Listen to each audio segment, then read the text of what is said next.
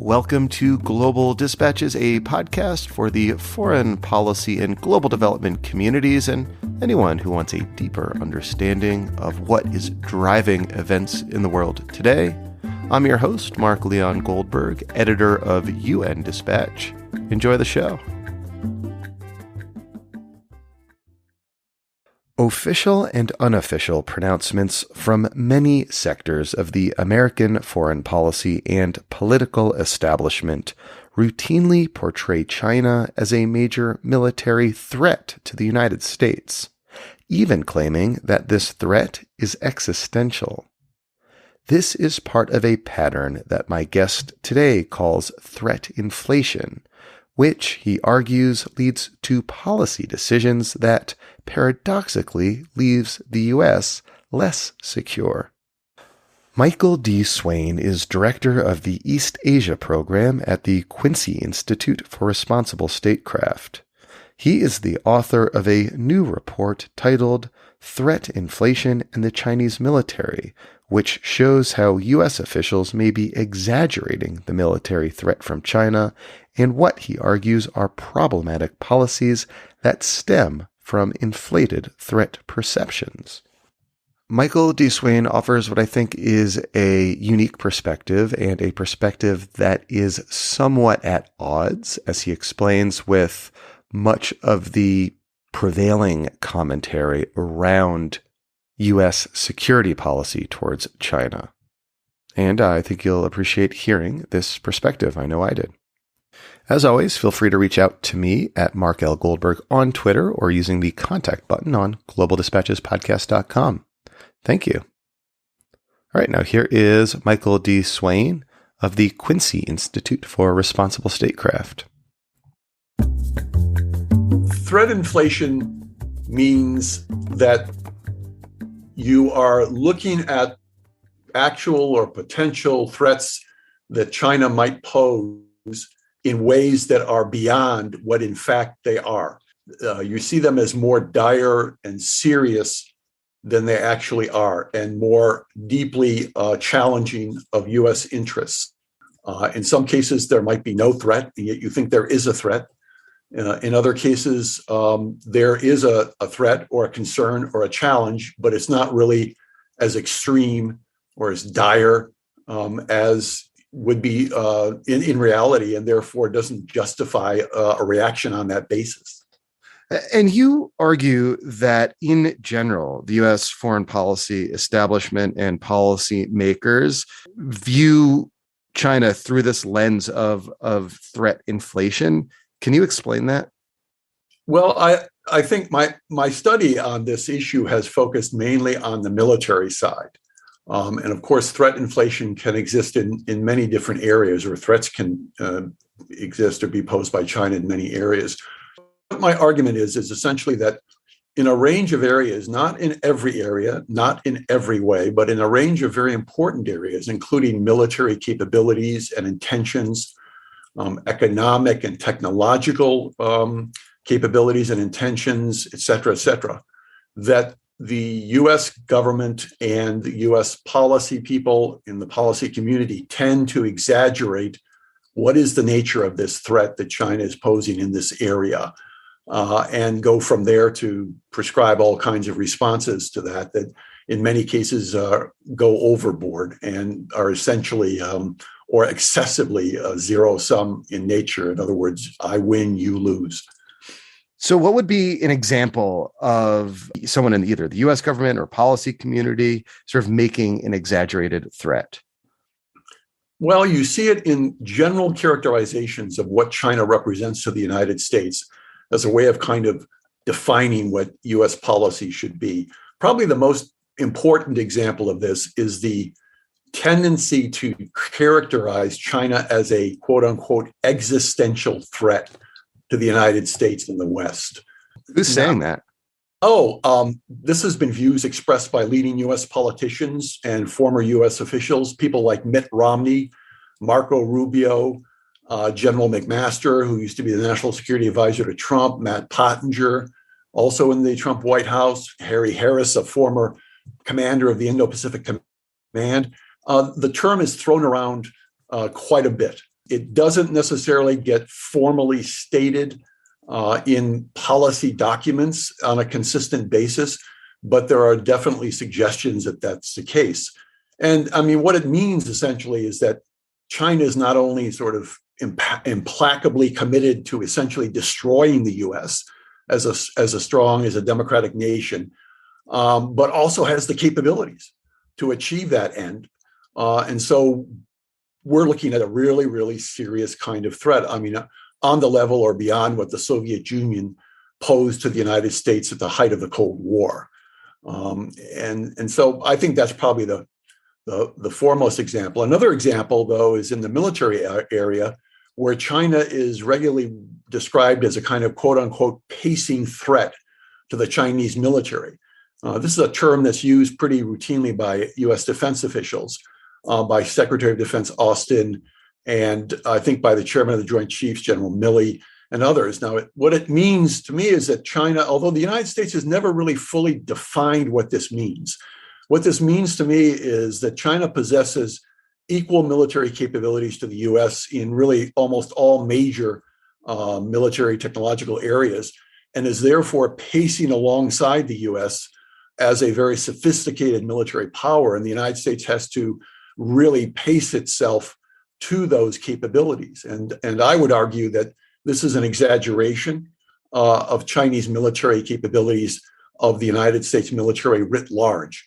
It is a comparable threat in certain select areas that we've seen emerge thus far, in shipbuilding, in missile development, in a few other areas. But it certainly is not an across-the-board pacing threat, as I define it, in all major areas of military technology. And now a third example would be that China seeks to use its economic power to subjugate and control other nations, largely by issuing loans that are intended to draw that nation into debt so that China can then use that debt to coerce the nation into giving it certain kinds of really extreme concessions. This is called debt trap diplomacy.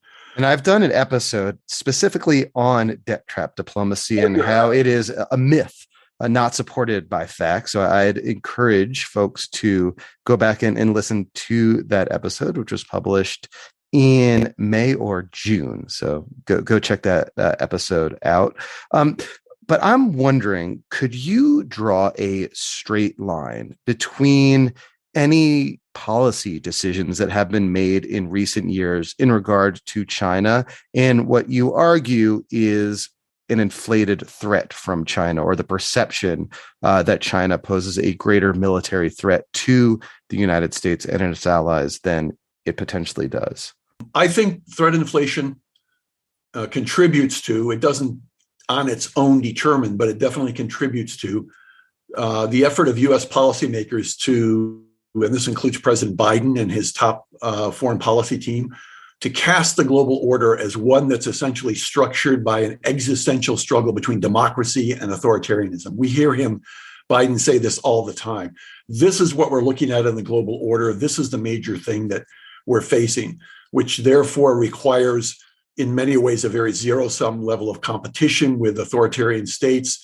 It leads, in my view, to the what you call the securitization of just about every policy arena that the United States is involved in with China, from any kind of technology interactions to joint efforts to deal with urgent common problems like climate change, pandemics, et cetera. Threat inflation produces, I think, what we see now in Congress, never ending, it seems, pressure for ever bigger defense budgets to deal with China, which then take resources away from other areas. It serves to also close off areas for mutual accommodation with Beijing and for searches for meaningful cooperation. The political dynamic in the United States right now of the polarization of the country has resulted in efforts by the Biden administration to try to seek some degree of bipartisanship by moving forward in certain areas. And one of these is regarding China, and China as a very dire threat. So politically, it's it's being used in that way, and that it exaggerates, I think, the level of concern and alarm within the United States among the population. You have Republicans and Democrats all saying the same thing: "Oh my God, China's gigantic; it's really after us." Then that, I think, inflates and exaggerates the threats. And of course, in doing this, the Chinese respond to all of this, and the Chinese themselves act. They don't just respond; they act. And they are doing that on the basis of an increasingly worst case assessment of what the threat is that the United States poses to China. So you get into a kind of vicious circle of worsening policies with inflated threats and counter threats being exchanged. And you sort of see that in the dialogue that you get between Chinese and American leaders, where they are focusing on their differences, focusing on the kinds of threats that the other side poses. So they end up talking past each other in many cases.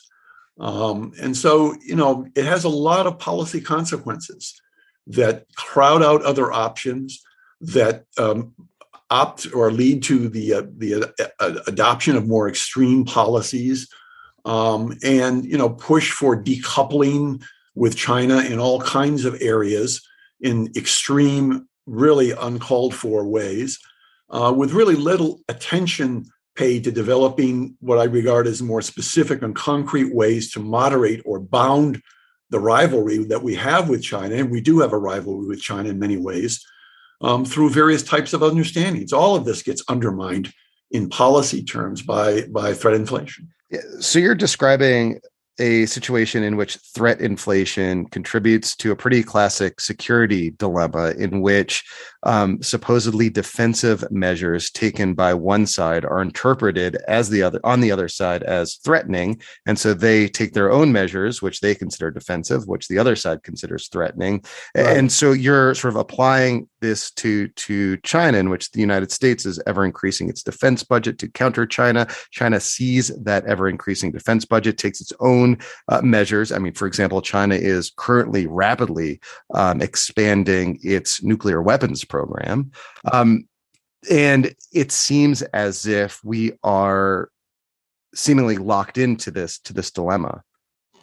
Yeah, I mean, I think it's a security dilemma, but it's a little more than that. I mean, security dilemma usually, we use this term quite a lot to describe the situation, but a security dilemma is a little bit more, in some ways, benign than that, in the sense that countries are just simply acting to try to improve their own defenses. And they're not necessarily trying to threaten another country. They're just trying to improve their own defenses. They're not locked in an interactive exchange with another country.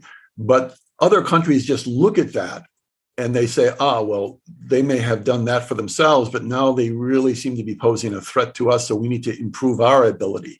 And you can have this go on between countries that aren't really actually engaging each other in any major way. In the Chinese case, it's gone beyond that somewhat, in that you see each country is looking at the other as a deliberate, direct, and in many ways, as I said, fundamental, if not existential threat to the other. And so you've gone from just a sort of indirect kind of threat based on a security dilemma to a more deliberate threat that is really resulting in a very increasingly intense security competition between the two countries, where it bleeds over into other areas. And both sides really assume that the other bears nothing but ill will, and that the other side can't really be dissuaded from its commitment to undermining oneself. So that is the kind of dynamic that we're in now, where we're getting more deeply into with the Chinese. Earlier, you said that threat inflation compels policymakers into a kind of zero-sum position in which China's loss is their gain. But counterintuitively, you argue as well in your paper that this undermines, in times, America's relationship with its allies and its allyship and its sort of multilateral cooperation in the Pacific sphere, in which countries in that region don't necessarily view things in a zero-sum sort of way. Can you explain that dynamic? you have to understand that in an area like the Asia Pacific, right? It's a very dynamic economic area. It's where China resides, and China is the major economic partner for most countries in the region in a major way, including U.S. allies: Japan, South Korea, Philippines, Thailand. Big economic partner of China. So what do you have? You have these countries looking at the region. They see that China is growing, that it's becoming more assertive in some important ways that impact themselves, such as in the South China Sea and various other over various other issues. And they want the United States to play a role in the region. They want the United States to be a counter to some degree to China and prevent China from really acting in a more aggressive manner. However, they don't want America's role to grow to the point where the United States regards China as we just been discussing, as an implacable zero-sum opponent that is going to undermine the interests not just of the United States, but of U.S. friends and allies, including Asian countries. And therefore, you need to adopt very strong, very confrontational, zero-sum types of approaches to dealing with the Chinese, and need to therefore sanction and backstop U.S. policies that support that kind of objective. That's where Asian countries get off the boat. Asian countries will say, no, we don't want that. We want you to continue to balance, but we don't want you to provoke. We don't want you to leave the Chinese with no choice but to become even more aggressive. We want you to caution the Chinese. We want them to correct their behavior in some ways, but we don't want you to overdo it. And so if you have a high level of threat inflation and you're trying to foster that and you're trying to push it on other countries and you're trying to use that to justify these more zero-sum policies, and I think the United States has been moving in that direction. It certainly was moving in that direction under the Trump administration. It has modified it somewhat under the Biden administration. It says we don't want countries to have to choose sides, but it still acts, though, in ways that it wants South Korea, it wants Japan to play a more active role in countering China in ways that the United States would accept. And so it does act to undermine confidence that the United States is a reliable and a cautious and a prudent balancer in the region. So what leads you to conclude that the threat from China is exaggerated and inflated beyond its actual threat to American national security interests? Well, what leads me to conclude that is taking a serious, long look at what actual Chinese capabilities are, and to take a serious look at what Chinese statements have been and what Chinese actions have been, and whether or not they do tend to validate these much more extreme threat inflation statements or beliefs. And I see that in many areas they don't. For example, there are those who believe, and in fact, the Secretary Blinken has stated that China has announced that it has a goal of being the globally dominant force. It has made this abundantly clear in announcements. Well, that is not true. You cannot find an announcement in a Chinese source that states that as its objective. It is an interpretation of a speech, probably by Xi Jinping, the Chinese leader, of some years ago, where he talked about the need for China to play what can be interpreted and translated as a leading role, not the leading role in the world. And there are many, many examples of this kind of interpretation from Chinese statements in the West. You have to be very careful about reading the original Chinese, reading the context in which it's made. Now, I'm not saying here that the Chinese absolutely guaranteed, without question, do not harbor that objective. You can't prove the negative. However, there's not strong evidence to prove the positive in this case. So I'm arguing that you don't want to proceed on the assumption, the basis that in fact is China's goal and it can't be deterred from it. Therefore, we need to do X, Y, and Z. I mean, that places us again in this kind of dire existential zero-sum competition with the Chinese, because if we don't dominate them, they're going to dominate us. So I think that's a very good example. But there are many, many others I could cite from Chinese military capabilities. As I said earlier, when you look at Chinese military capabilities across the board, they have made enormous gains in some areas. They have undermined, in fact, they've ended American military prominence in maritime Western Pacific.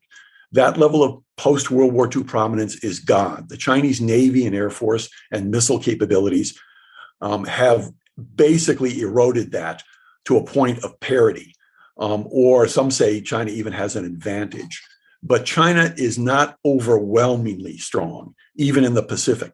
China is not in a position where it's so militarily strong that it now believes it can go ahead and seize and hold Taiwan, regardless of what U.S. policy is or what the United States does. It has a high chance of succeeding if it tries to do that. I think it remains an extremely dangerous and high gamble that the Chinese realize is the case, and that they will not take unless they believe they have little option other than to do so. So I'm glad you mentioned Taiwan, because that was my next on my list of questions. You know, Xi Jinping has repeatedly said that it is his intention, the peaceful reunification of Taiwan is the stated goal of the Chinese Communist Party. Yet at the same time, you do see like surging nationalism, perhaps, and other warning signs that, in fact, they do have designs on Taiwan that are not entirely peaceful. You conclude that a more moderate assessment of the Chinese threat suggests a better strategy, one you call, quote, responsible restraint. What are the elements of that strategy, and how might that strategy be applied towards U.S. policy towards Taiwan? Well, I think it has several components to it. The first element of it is to reinvigorate and to inject greater credibility into the long-standing American policy that's called the One China policy. Now, this One China policy is, many, many people do not fully understand it, because the complexities of American policy towards Taiwan are pretty extensive, and you have to really know the history and the statements that have been made over time and why. The United States has a policy that it does not recognize that legally Taiwan is a part of the People's Republic of China, but it doesn't reject that view either. It acknowledges and it doesn't challenge the Chinese position that Taiwan is part of China. And the United States, of course, shifted diplomatic recognition from the Republic of China, which was located on Taiwan, to the PRC in 1979. Along with that shift in recognition went an acceptance, or not challenge rather, of the Chinese view that Taiwan's part of China, and an end to formal diplomatic relations with the Republic of China, such as you would have with a nation state. Taiwan was not recognized as a nation state, but the United States still committed itself to maintaining non-diplomatic, unofficial relations with Taiwan and to selling arms to Taiwan as needed. Now, the problem is, pardon me, that in recent years, the United States has moved ever closer to Taiwan, eroding some of these limitations and barriers to official relations, and increasing its level of support militarily, politically, and otherwise, with trips to Taiwan by senior officials, although they're not the most senior officials in the United States, and other types of behavior that have really suggested that the United States is moving towards a kind of one China, one Taiwan policy. That is a road to conflict with the Chinese. I don't know any serious sinologists and China strategists who have looked for a long time at the Taiwan problem who would say that the movement towards an essential one China, one Taiwan policy is a good thing, that this will deter the Chinese and stability will be ensured. No, it won't. If we move further in that direction, it will act on the Chinese and get them to believe that the United States is no longer interested in peaceful resolution of the Taiwan issue in either direction, as long as it's peaceful and uncoerced. That's the U.S. position, that the United States is no longer interested in that, and it wants to maintain Taiwan indefinitely as a separate entity from China and will resist Chinese efforts, even peaceful efforts, to make unification between China and Taiwan. If the Chinese draw that conclusion, they will not have much choice other than to increase their level of capability in controlling, deterring the United States and resolving the issue, possibly through use of force. The Chinese are not going to just simply give up and walk away from the Taiwan issue. It is deeply rooted in Chinese nationalism and their sense of history and injustice on the part of foreign imperial powers, in particular the Japanese, who took Taiwan from China in the Sino-Japanese War of 1895. That's a very deep-rooted kind of belief that the Chinese have. So that's one element. You got to revitalize the one China policy. And if I could just very briefly, the other thing that you've got to do is you've got to establish a military posture in Asia that is based on a defensive stance, not an offensive stance of putting forces on Taiwan or warships in Taiwanese ports. And the Quincy Institute just came out with a major study called Active Denial that presents a much more moderate, defensive, but financially feasible and effective in terms of deterrence military posture for the United States vis-a-vis Taiwan. We just released this, and it's on the Quincy Institute website. So basically, you're signaling that you will defend Taiwan, but you're not taking actions that might be interpreted by the Chinese as offensive or. No, it's a little different from that. The U.S. policy is strategic ambiguity. What that means is you're not signaling that you, yes, absolutely, without question, no matter what provocation, you will defend Taiwan if attacked by China. The United States has not stated that, and that is not U.S. policy, despite President Biden suggesting it on several occasions. He didn't understand the policy, and the U.S. government reaffirmed the policy after he spoke. No, the position of the U.S. is that it provides defensive articles to Taiwan to maintain its deterrent capability, and the United States also maintains its own deterrent capability, but that does not extend to a guarantee that the United States will intervene militarily in the defense of Taiwan. Now, I think the Chinese assume the U.S. will likely do that if there is a conflict. But the point is avoiding getting there. And you avoid getting there by avoiding committing yourself to the defense of Taiwan as an absolute condition for the United States. And you also point to another opportunity to avoid conflict with China by finding opportunities in which China and the United States might bind themselves more closely together in other areas and approach competition, I should say, in non-zero-sum ways. Can you sort of briefly describe what opportunities you see for that? Well, sure. The first and foremost and obvious opportunity is, greater cooperation on climate change. I mean, if you want to talk about a near existential threat, climate change is it.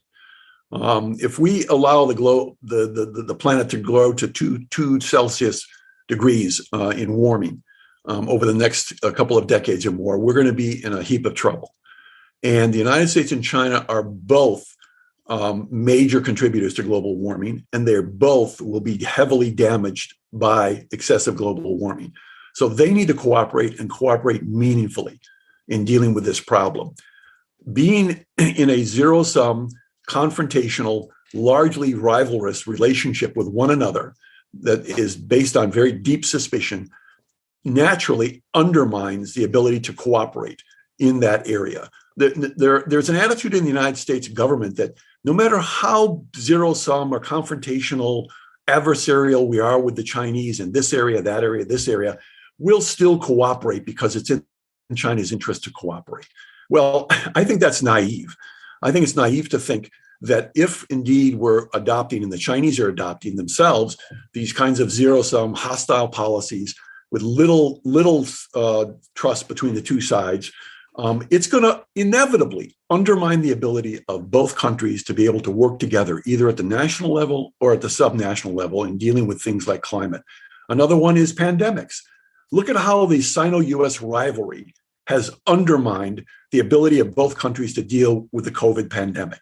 It has directly undermined their ability to cooperate in areas. They do cooperate to some degree, but I think not nearly enough. It has resulted in resistance on the part of the Chinese to accepting Western vaccines, although there also are other reasons, but part of it is the rivalry. It has certainly resulted in the U.S. not acting with the Chinese to really go after assistance to the rest of the world in providing vaccines, providing other types of means to deal with the epidemic. So that's another area where you have the real need to cooperate. And the third area, of course, is WMD proliferation, weapons of mass destruction. You need to have some level of understanding and cooperation between the US and China to deal with North Korean nuclear weapons. You can't just simply assume that the Chinese are either out to undermine the US position on Korea or will back North Korea no matter what North Korea does, or anything else that might follow from a zero-sum view towards China in its goals in Asia and elsewhere. You have to be able to develop a basis for working with the Chinese on a kind of roadmap towards stabilizing that situation, which is far from stable under current conditions. And rivalry between the US and China undermines that. A third area is global economic behavior. China is a major global actor.